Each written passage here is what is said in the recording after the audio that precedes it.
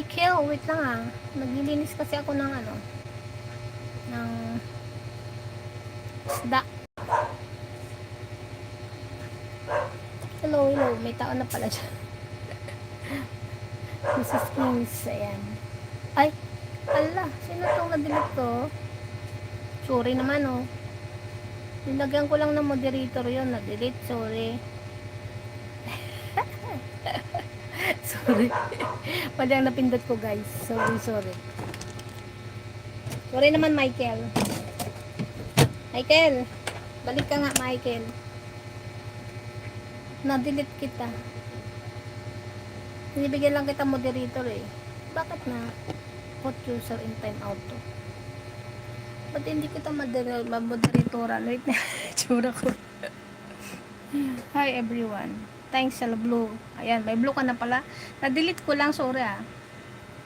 Kasi ako naghuhugas ng plat, ng ano, ng pinamili ko.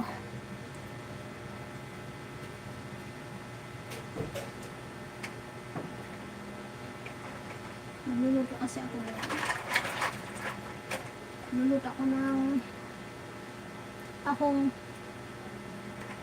Ako naglilinis sa tilapia. Naglilinis ako ng tilapia kasi ano, makamura pag hindi nalinisan. Ano, pag nilinisan, 130 ang kilo.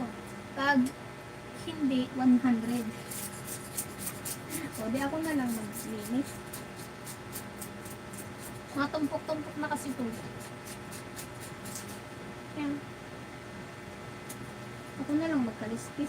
Kaya ko naman to. Sayang yung matitid kong 30 pesos.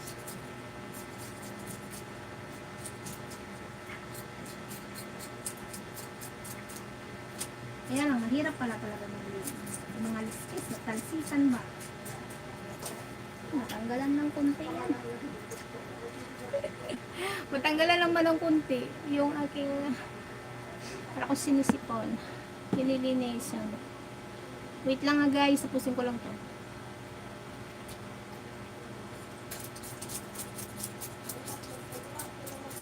Good luck sa linis. Good luck sa lilinisin kung kaliskis nito.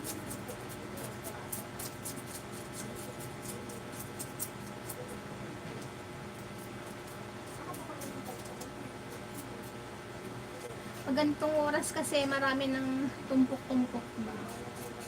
Ang hinayang pag di ka bumili.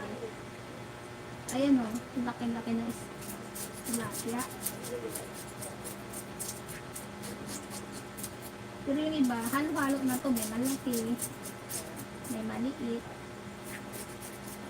Yung iba, pang-pangat, pang-prito, yung iba, pang-sabaw.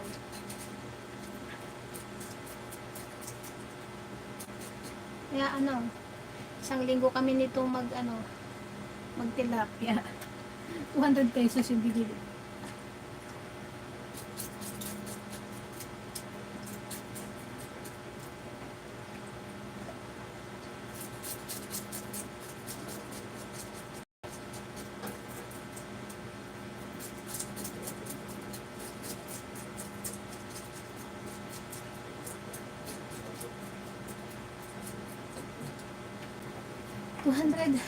₱200 yung pinili ko. Tingnan nyo, pakita ko sa inyo. Ito. Walang ilaw eh. Ayan o. Ang kulit. Ang liko. Ayan. Malalaki naman yung malalaki. Ito malaki to. Maliliit yung iba ganito.